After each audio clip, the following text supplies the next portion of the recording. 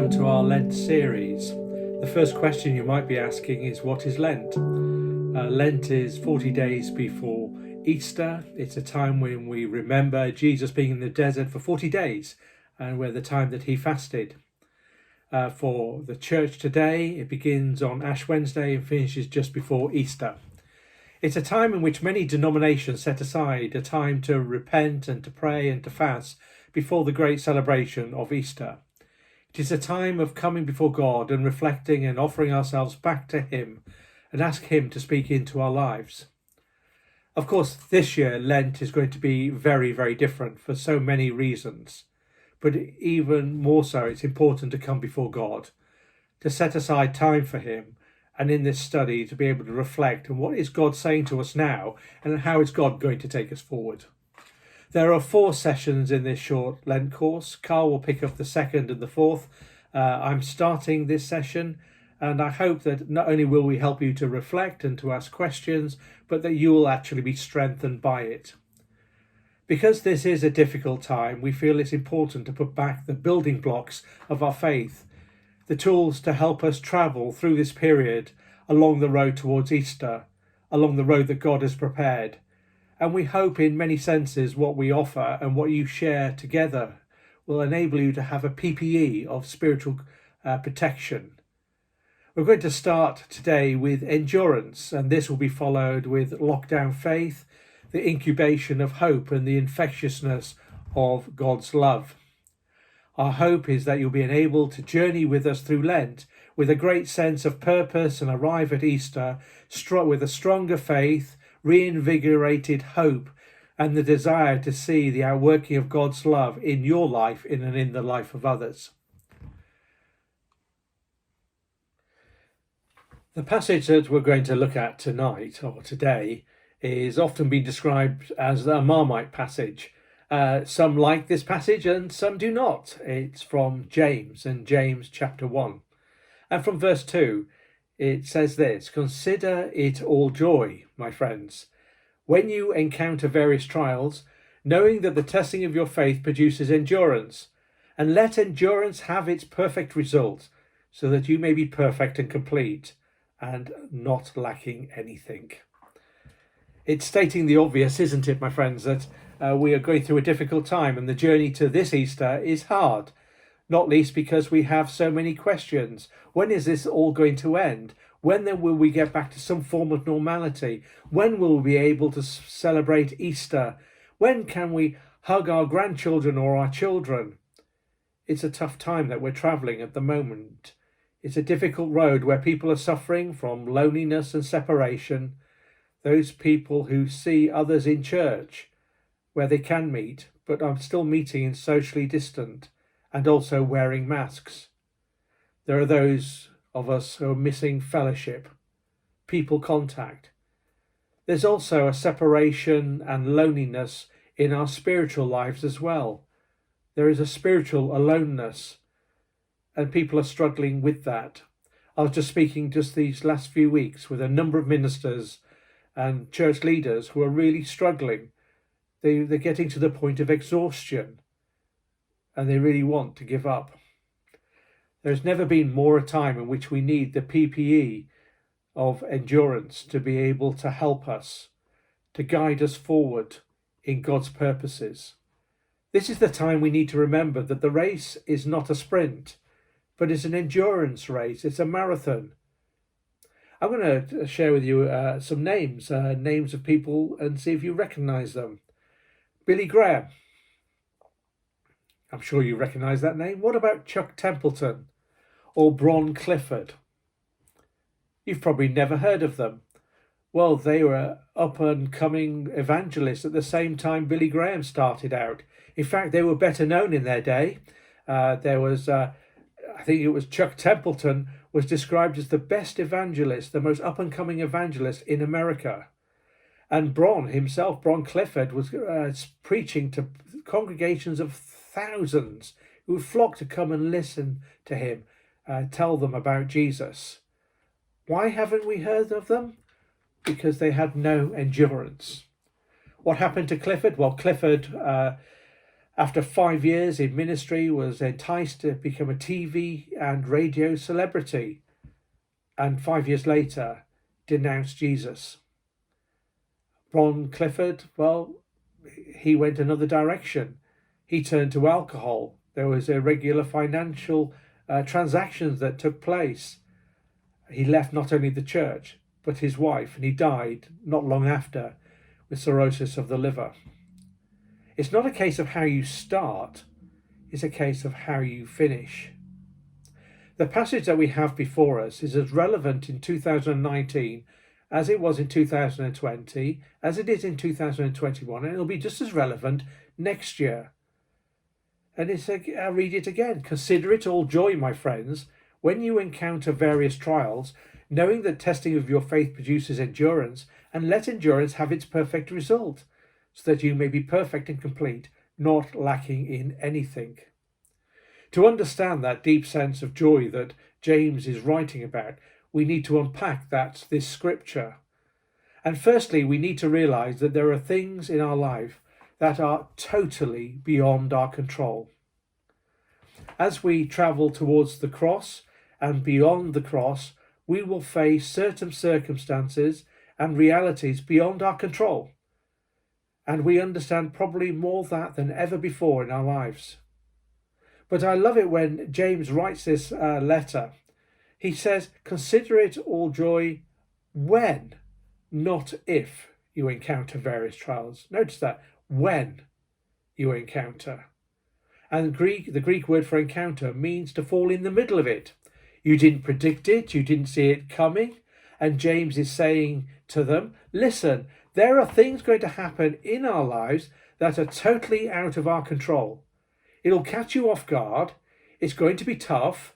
And the word that he used for trial, if we want a definition for that, is the inevitable circumstances that makes life hard. And when we start thinking about trials, there are 3 things we need to remember. Firstly, they are unavoidable. Remember, James uses that word, when. It has been said that you're always either coming out of a trial, in a trial, or anticipating going into a trial. Now, if you're in a Zoom room at the moment, look around you, look at the other people, because around you there'll be those going through the darkest of trials, there'll be those who are coming out of a trial, and those who will be anticipating a trial. If any time in our Christian lives we need to experience and share and give more grace, it is at this time. Grace for one another. The great thing about James is that he is realistic in his writing. He's not saying, come to Jesus, everything's going to be fine. You're going to have a good bank balance. You're going to have great relationships. You're going to have a big house. You're going to have the car you've always wanted. Everything's going to be perfect. He doesn't say that. He says, we're going to have tough times. And there are tough times we're going to have to endure through. James says, when, not if.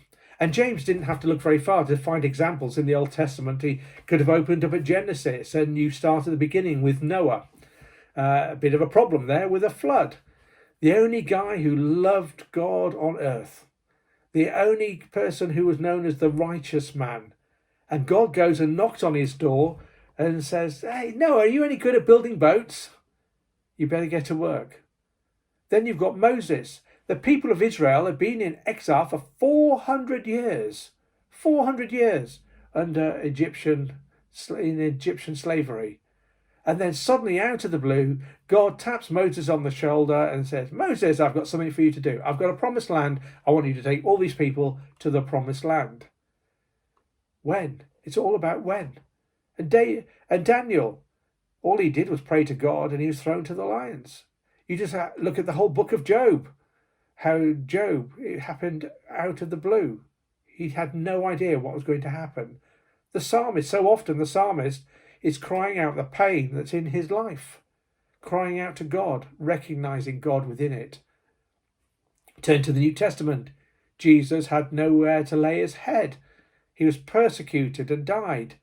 The disciples were all martyred for their faith. Paul imprisoned and beaten. Yes, it is unavoidable. It's going to happen. is happening with us and now. There's so many trials for us. And also, it's unpredictable. The Greek word for various means multifaceted. It's a bit like having one of those prisms where you have the light shine through and all the colours come out. The trials come in all different shapes and colours and forms. Who would have guessed 2 years ago we'll be going through what we're going through right now? Can these verses ever be more applicable to God's people than they are right now? What a word for us as a church family. And trials are uncomfortable. The word trial actually means external affliction, pain and suffering. I wonder if your church set up a new ministry called the Trial Ministry, and you put a stall out and put big posters, come and join the Trial Ministry. You also can endure suffering and pain. I wonder how many people would sign up. I know what you're thinking. You're saying, well, Nigel, what's this got to do with joy? So far in this study, it's been pretty discouraging. Yet James considers this all joy. Well, the word consider means to lead, to go on, to get into the front of your mind, to go forward. And what James is trying to teach us here, that we have to make a choice in our mind. Are we going to allow this to overwhelm us, weigh us down? Are we going to choose the deep inner joy? Are we not pity or moaning or complaining? That should our response be the joy, that deep joy, that sense of joy in our hearts, that God is in control. Typically, of course, trial is not an occasion for joy. James isn't suggesting that we pursue trials or court hardship. Neither are we there to pretend that trials are enjoyable to endure. Trials are difficult and painful. We see that today. But they exist for a purpose. Trials have the potential of producing something good in us. And for this reason, it is such an opportunity to express joy, knowing that there's a bigger picture. For we consider trials as things to rejoice in, even though joy is contrary to our normal reaction. James urges us to work on challenging our attitude towards troubles, from dread to positive expectation, faith, trust, and even that deep sense of joy. It's not a case of having a happy face, but it's about acknowledging that word in the scriptures that we have, knowing. That word in our head, knowing. We have an inside information as followers of Jesus that might look unpredictable, look difficult, look challenging. And James says we know something. This word implies personal fellowship, a knowledge gained through relationship, through experience. And James is saying you can choose joy because you know not something, but you know someone. And we worship a God who is in control. God never ever says, I did not see that coming. And he is still sovereign on the throne. We cannot let our circumstances shape the way that we view our God. We must let our God shape our circumstances. We're to choose that inner joy as a foundation of our relationship with God to shape these circumstances. Our focus should always be on Jesus. Sometimes we don't know where we're going, but God still guides. Having had my first church in Cambridge, and I close with this, in my first church in Cambridge, we used to follow the boat race. And of course, I used to follow Cambridge. And it's quite interesting as they get in, there's a cox there that's shouting all the orders. And it's interesting that all the oarsmen who are putting all the hard work do not see where they're going. They're just simply asked to row and endure and persevere. And they're being guided by the person at the other end who they're listening to very carefully in the shouting of the instructions. For they're fixing their eyes and their ears on the cox. Is that not for us also an analogy that we should take on board? That we should fix our eyes on Jesus and enable him to be with us as we endure for him, so that we may have everything in completeness. Thank you. There is some questions that you should have. You should have been able to print off. It will help you to explore this passage a little bit more for you personally and as a group. Thank you for listening.